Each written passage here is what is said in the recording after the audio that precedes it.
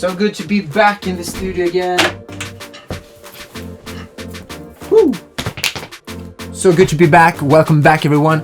Do you remember last time we talked about splice? Thank you for last time. It was good. And today's episode, I'm so pumped because today we're gonna discuss 5 powerful mixing tips. And I think that these 5 tips are kind of underestimated. So be prepared. Fasten your seatbelts. Let's go. Okay, so tips number 1 is trust your ears. Use your ears more than your eyes. You know, you have 2 ears, you have 2 eyes. But sometimes when you're mixing, you start to trust your eyes more than your ears. Probably most of you guys out there mixing all of your songs on laptops, you watching the screen for hours.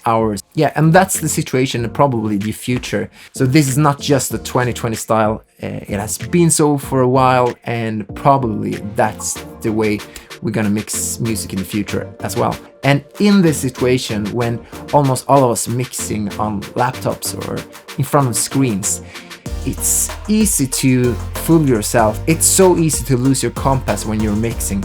If you just go for target levels and you go for recommendations, always boost that kind of frequency in the lead vocal and then you have a smashing vocal. Or always use a high shelving, that kind of way. And if you're using a compressor and you always go for a specific target level for a specific instrument, it's really easy to fool yourself that you already have done an improvement in the mix. And you say to yourself, I've done everything, look at the plugin, it's done. But you haven't used your ears. You recognize this situation? You have maybe done adjustments on your screen visually, raise the fader or doing something in a plugin, but the sound is almost the same, and sometimes it's even worse. Have you been there? I've been there, and I'm still there sometimes. Okay, so my tips is use your ears instead of just watching that screen. Help yourself by looking away from the screen. Just close your eyes, listen, and try to hear the adjustments that you do to the mix. It's much easier to be honest to your mix when you're not watching the screen or the plugin. And you can ask yourself, what do I really hear? What do I not hear? And it's much easier to do that kind of decisions when you're not watching the screen. That's my recommendation and what I've learned through the years. And have the listener in mind, because the listener will not see the same interface and the screen as you see when you're mixing. The listener will hear the same thing that you will hear when you're mixing. Okay, so everyone, I'm not saying that you're not gonna use your eyes when mixing, because that could be really crazy. The foremost and most important is to use your ears more than your eyes. Okay, so you got it. Okay, so tips number 2, low cut filter. Probably low cut filter isn't the reason why you got inspired to start mixing or doing productions. Probably it was something else. But after a while, I think that you will realize, and I realized after a couple of years, that low cut filter is really powerful to get powerful mixes and punchy mixes. By using low cut filters in your mix, it really helps you getting clean, more clear low end, because the low cut filter really helps the low end of your mix to be clear, and you can control the low end of your mix in a better way if you use low cut filters in a good way. If you have problems with muddy mixes and after hours and hours of mixing you're still not that 100% satisfied, and my main question would then be, do you use low cut filters in your mix? Low cut filters helps you get rid of low end bass that are not controlled, and you get a more controlled low end, and you get rid of all the muddiness in the mix. As I said before, if you can get a clear and controlled low end using low cut filters, low cut filter is really one of my go-tos when I'm mixing, and low cut filters, if you use them in a proper way, you can really improve your mix fast and you will hear the results in just minutes. But still, it's not that much discussed, maybe because it's not that fancy. But sometimes I get the question, Andreas, it sounds weird to get rid of low end to get a heavier and much punchier mix. But I promise, try it. you will get a much more controlled low end. And in the future, I will give you more secrets how to get a really heavy low end. But I promise, try these low cut filters for your low end. It's magic. Okay, so here I apply a low cut filter, and usually I go for 24 dBs per octave. And you raise the cutoff point, and low cut filter means that all the frequencies under the cutoff point will be reduced. And some of the plugins have monitoring, so that is a good thing.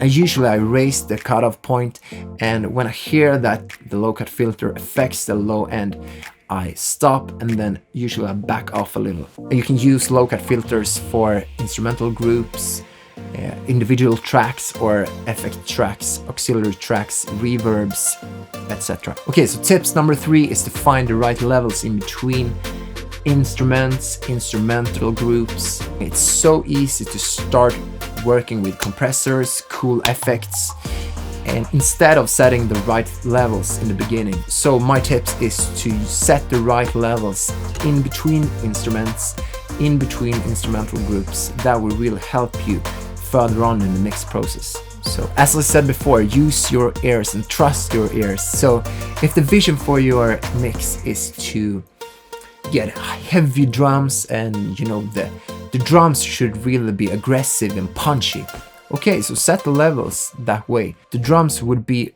very loud in the mix, so just raise the fader in the beginning of the mixing process. Set the volumes and the levels for instruments and instrumental groups before you go further on in the mix process. And it's time for tips number 4.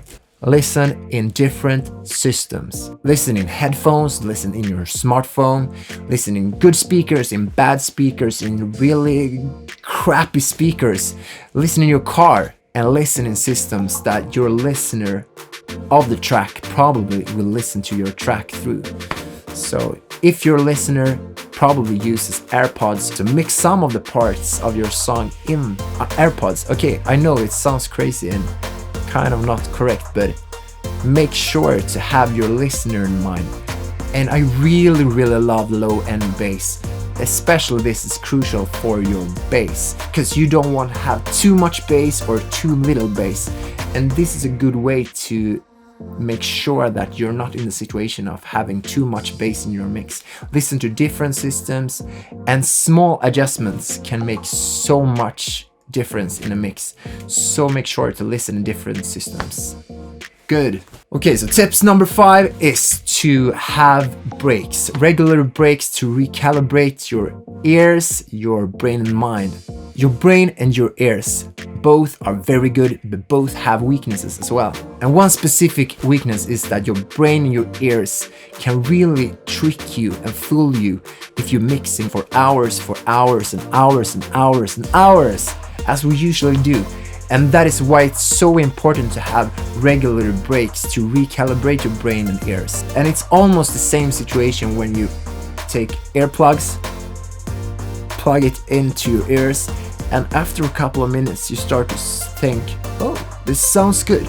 And then suddenly you hear the truth. And this is especially important in the beginning of your mixing career, and you can easily lose your reference point of what is loud, what is quiet, what is close and what is far away, what is wide, what is narrow, what is too much bass or too little bass. So make sure to recalibrate your ears and have regular breaks when you're mixing. That will improve your mixes, I promise. And actually I learned this from a mastering engineer in Stockholm, Björn Engelman at Cutting Room. So good.